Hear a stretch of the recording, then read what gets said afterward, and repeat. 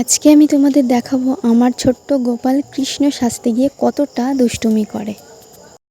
সত্যি বলতে আমি কখনো তিলক কাটিনি, এই প্রথমবার ওকে তিলক কেটে দিচ্ছিলাম, তাই বড় একটা সেফটি পিন দিয়েই কাটলাম, কারণ ও যা দুষ্টু করছিল তার জন্য আমি ওইভাবেই সহজ পদ্ধতিতে করলাম।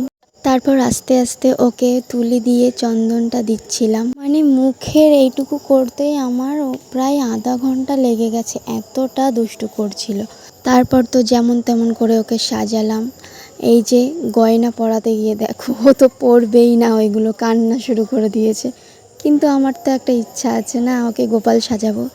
তারপর ফাইনাল লুক দেখো কেমন লাগছে, আমাকে অবশ্যই কমেন্টে বলো।